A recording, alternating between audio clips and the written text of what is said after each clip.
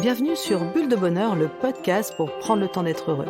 Nous sommes Raphaël et Éléonore, chercheuses inconditionnelles de Bulle de Bonheur. Ce podcast est propulsé par 2 minutes de bonheur et publié tous les jeudis. Aujourd'hui, nous vous partageons l'épisode numéro 84, J'ai plein de désirs. Avant de commencer, notre témoignage pétillant est pour 2 minutes mon amour cette semaine et nous vient direct d'un client d'Amazon.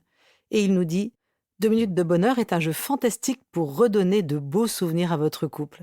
Vous prenez une carte par jour si vous le souhaitez et vous créez une conversation avec votre conjoint qui rappelle des souvenirs avec émotion. Souviens-toi de notre première rencontre, de nos premiers rapports sexuels, etc. Je recommande sincèrement ce jeu. Merci à celui ou celle qui se reconnaîtra. » Oh là là, mais qu'est-ce que ça me chicote! Même si dans l'ensemble je me sens bien dans ma vie, je vois souvent des moyens de l'améliorer. J'ai un mari, un toit au-dessus de ma tête, des enfants sympas, un salaire qui rentre tous les mois, un job qui m'intéresse, des amis disponibles, mais il me manque quand même toujours un petit quelque chose. Si nous avions une plus grande maison, si j'accédais à ce poste qui a l'air plus excitant que le mien, si je perdais ces petits kilos disgracieux, alors c'est sûr, je serais plus heureuse. Je serais plus confiante, plus épanouie, plus sereine, plus motivée. Alors je me mets en branle. Je développe une stratégie pour assouvir mon désir. Je me sens galvanisée par une pression positive. Par exemple, j'ai trouvé une jolie maison avec un jardin, dans un quartier qui me plaît, et nous avons déménagé. Malheureusement, passé l'euphorie des premiers mois, je lui trouve plein de défauts, et je me sens de nouveau pleine d'envie de changement. Et là, ça me chicote. Suis-je capricieuse? Est-ce normal que je sois aussi insatisfaite, même quand je réalise un projet qui me tient à cœur? Pourquoi ne suis-je pas capable de me satisfaire du résultat? Nos désirs proviennent de notre sensation de manque, comme si obtenir ce manque pouvait venir nous combler. L'étymologie latine du mot désir signifie regretter l'absence de. Cette sensation de désir revient à s'interroger sur ce qui nous fait défaut, sur les barrières entre nous aujourd'hui et notre bonheur. Peut-être avez-vous déjà ressenti cette tension qui semble vous dominer quand, par exemple, vous ne vous pouvez plus voir votre corps en peinture et que la chirurgie esthétique vous semble être le seul recours possible à ce mal-être. Ou bien lorsque vous auto-persuadez que votre vie serait tellement mieux avec le dernier iPhone. Et lorsque finalement vous l'avez en main, vous avez envie de l'Apple Watch. Les stratégies marketing sont passées maîtres dans l'art de jouer avec nos désirs et nous donner l'impression que tous nos achats vont contribuer à notre bien-être durable. Épithècle, philosophe grec de l'école stoïcienne, recommande de renoncer totalement à ses désirs pour atteindre la paix de l'âme. Pas très glamour comme programme quand même, car le désir, selon lui, est un animal tyrannique. D'abord, la sensation de manque peut nous rendre chroniquement insatisfaits. Cela peut nous donner l'impression de ne pas avoir toutes les cartes en main pour être heureux aujourd'hui. C'est quand je me dis, si seulement je gagnais plus d'argent, ma vie serait tellement plus facile, je serais tellement plus épanouie. Ensuite, une fois assouvi, le désir est souvent remplacé par un autre. Nous nous sentons bloqués dans une course au toujours plus. Nous avons l'impression d'être l'esclave de nos manques. Cependant, rappelons-nous que l'absence totale d'envie est un des symptômes de la dépression. Lorsque même nos passe-temps et les activités que nous préférons d'habitude n'éveillent plus de motivation en nous, lorsque nous ne trouvons plus la force de sortir de notre lit, voilà des symptômes et des signaux d'un mal-être profond. Êtes-vous déjà passé par les montagnes russes du désir et du désenchantement lorsque celui-ci est assouvi? Tant que le désir reste dans le domaine de notre imaginaire, nous sommes excités par la projection que nous nous en faisons.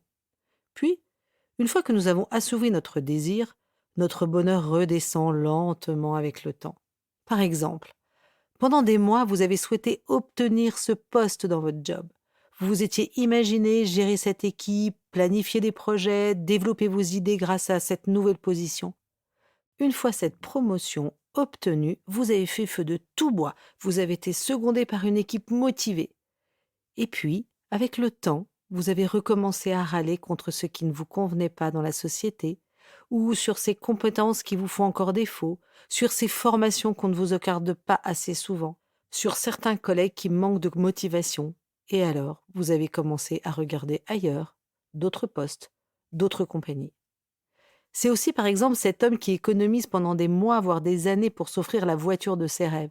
Le jour où il roule enfin dedans, un nouveau modèle est mis sur le marché et sa nouvelle voiture lui semble démodée et sans intérêt. Ce cercle vicieux est humain.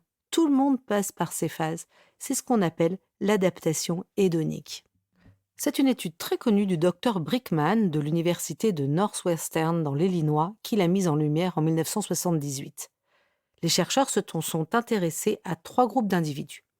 Un groupe de gagnants à la loterie, un autre constitué de personnes devenues paralysées à la suite d'un accident et un groupe de témoins neutres menant une vie relativement stable, sans haut ni bas majeur. Au début de l'étude, le groupe des blessés ressentait, sans surprise, le niveau de bonheur le plus faible.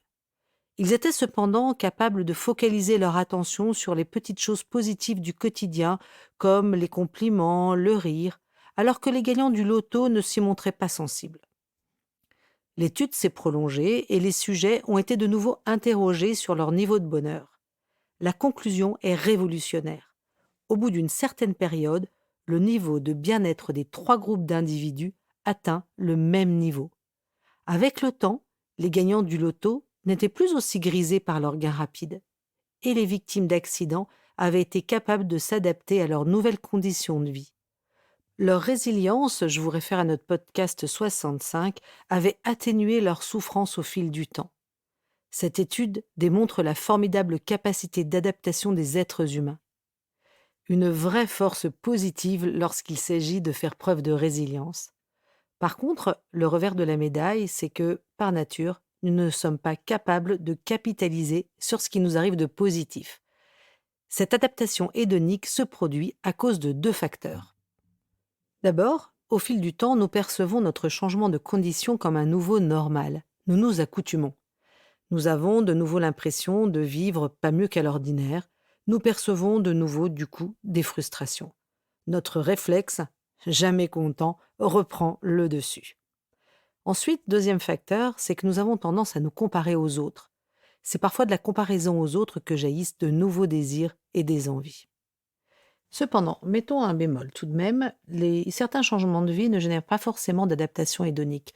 Si par exemple vous avez des migraines, très fort mal à la tête, vous pouvez avoir une certaine sensibilisation qui va faire qu'avec le temps, vous ne vous adapterez pas et que plus ça va avancer, au contraire, plus ça va être négatif. Un autre exemple qui va à l'encontre de cette adaptation hédonique, c'est la méditation. Parce qu'en fait, il a été prouvé que plus on pratique la méditation et plus on en perçoit des bénéfices. Donc en fait, c'est une manière de pouvoir réduire le phénomène d'adaptation hédonique. Et donc des chercheurs ont mis en évidence que le bonheur des individus pouvait s'accroître de manière durable et que des activités pouvaient réduire l'adaptation hédonique et renforcer le sentiment de bonheur. Ce sont les résultats de tous les travaux de Lubomirski qui datent de 2009. Allez, je change de regard. Le désir est un sujet intime, dont il est difficile de s'ouvrir aux autres. Nos désirs sont souvent des révélateurs de ce qui se cache dans notre cœur, de nos valeurs et de ce à quoi nous aspirons profondément. Tous nos désirs nous sont propres. Les désirs sont des éléments qui constituent notre unicité en tant qu'individu à part. Mes désirs expriment ce que je cache en moi et ne sont probablement pas les mêmes que ceux de mon voisin. Ils sont singuliers.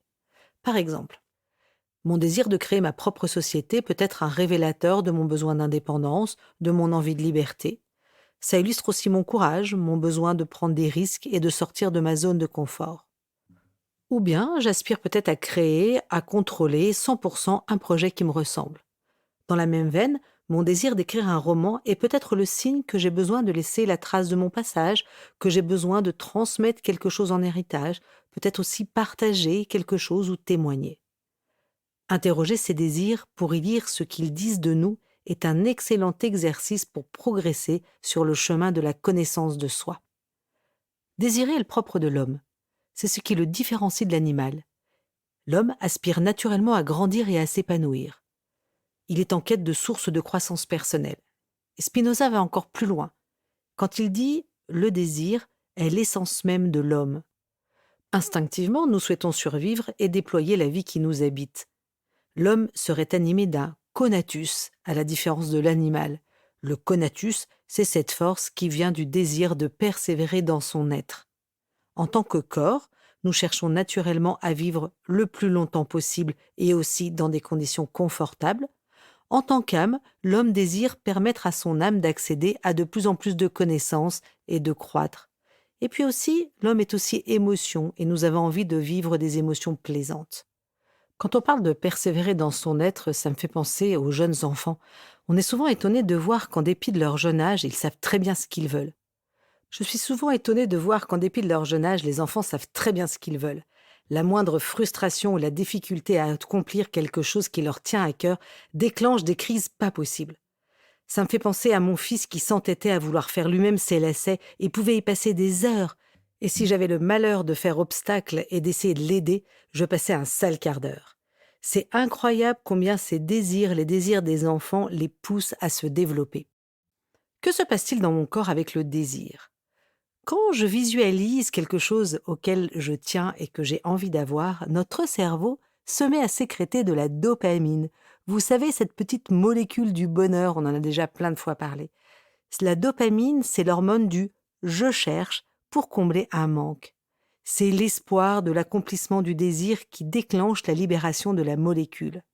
Vous l'avez d'ailleurs certainement ressenti, notamment sous la forme de ce qu'on appelle l'excitation. Lorsque votre cœur s'accélère, que vos terminaisons nerveuses sont plus sensibles, que vous êtes plus impatient. Elle est un espèce de petit boost chimique qui nous met en action. Donc en fait, cette excitation, c'est une excitation qui peut être une excitation sexuelle et qui peut être aussi l'excitation de l'impatience d'arriver dans ce restaurant dans lequel je rêve d'aller déjà depuis des mois. Le désir n'est donc pas à prendre au négatif comme une plainte ou comme l'expression d'un manque. C'est ce qui permet à chacun d'exister, de s'affirmer. C'est grâce à nos désirs que nous imaginons comment nous souhaitons grandir et nous développer. Ce sont les projections du désir qui nous révèlent une autre version de nous-mêmes, celle à laquelle nous aspirons. Le désir est un élan et une force motrice.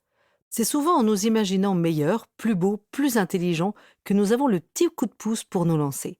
Le désir nous pousse à accomplir ce que nous estimons être une meilleure version de nous-mêmes. Visualiser son but ou son rêve est un facteur de motivation et de créativité. Diderot disait « On dit que le désir naît de la volonté.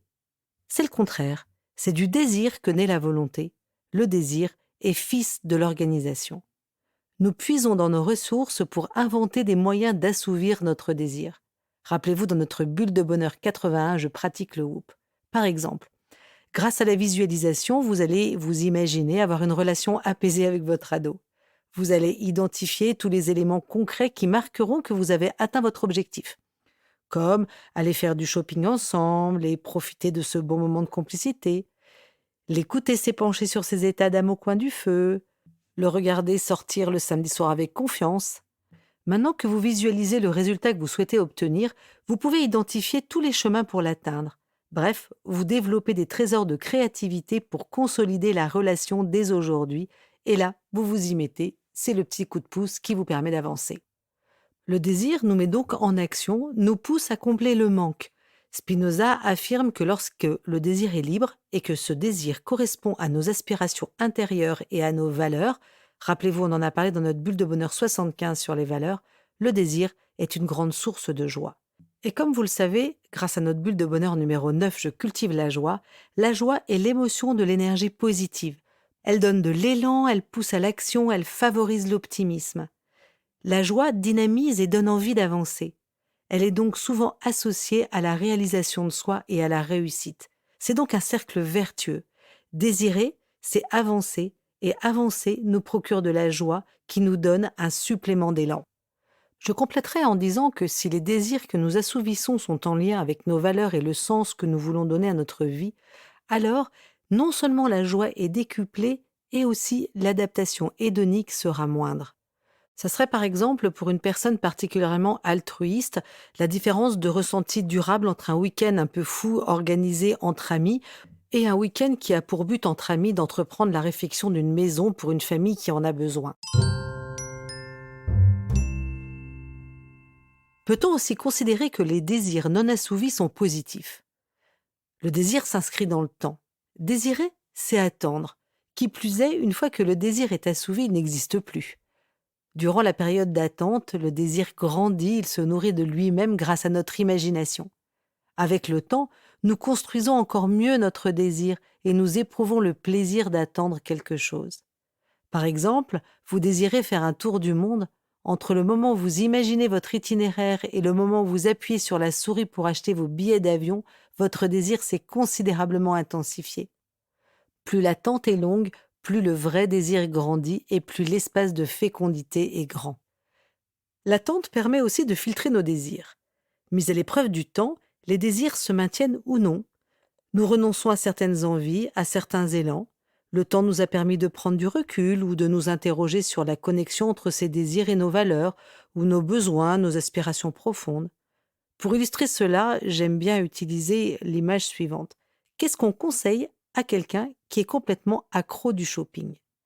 Attendre. Laisser passer quelques jours après avoir flashé sur cette petite robe en vitrine et se réinterroger sur son désir de la posséder ou non. J'aime beaucoup cette image et je l'utilise souvent avec les jeunes quand je leur parle d'affectivité et de sexualité.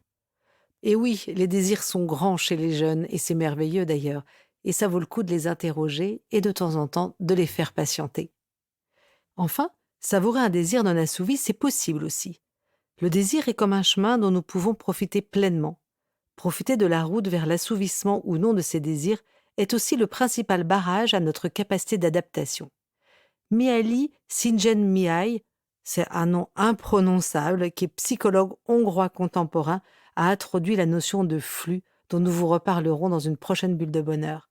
Je le cite. « Rien de mal à vouloir grimper plus haut tant que nous goûtons avec plaisir les difficultés du parcours. Vivre positivement et à fond le chemin qui mène au désir plutôt que de le vivre comme une tension négative est un chemin de bien-être profond.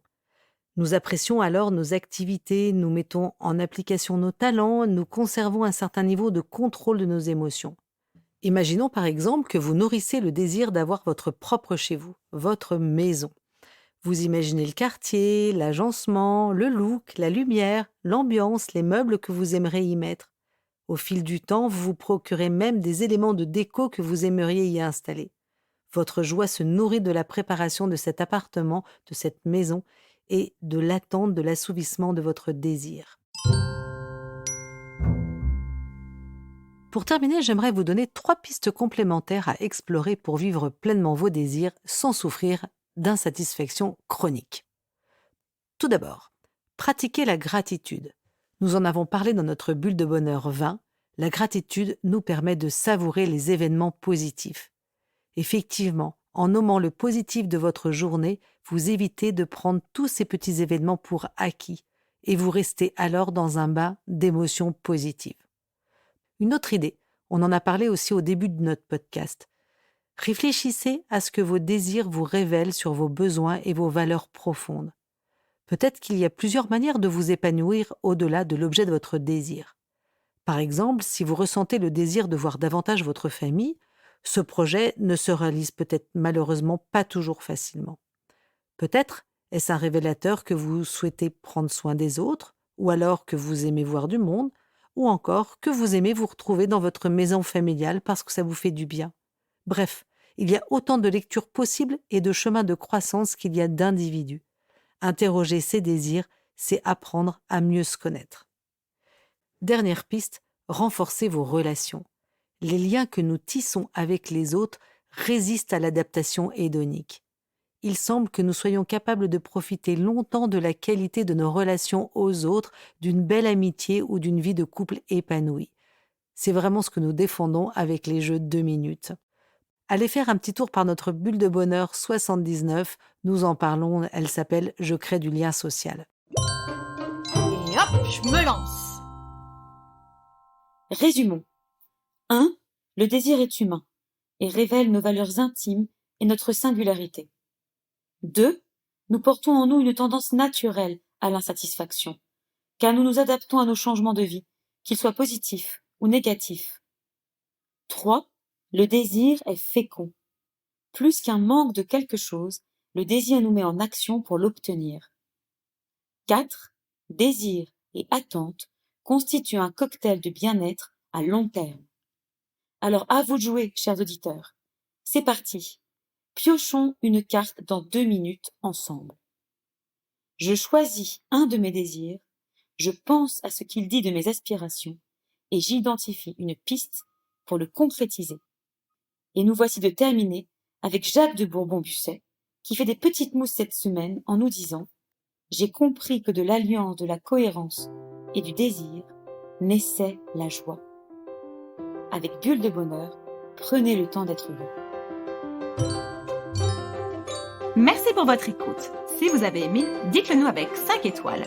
Laissez vos commentaires et envoyez des bulles de bonheur à vos amis en partageant ce podcast. Inscrivez-vous à notre newsletter en allant sur notre site 2minutesdebonheur.com, 2 en chiffres, pour être notifié de nos prochains épisodes. Également, profitez de toutes nos astuces sur nos réseaux sociaux, Instagram et Facebook, 2 minutes de bonheur. Enfin, Bulle de Bonheur est propulsée par les jeux 2 minutes, 52 cartes pour prendre le temps d'être heureux.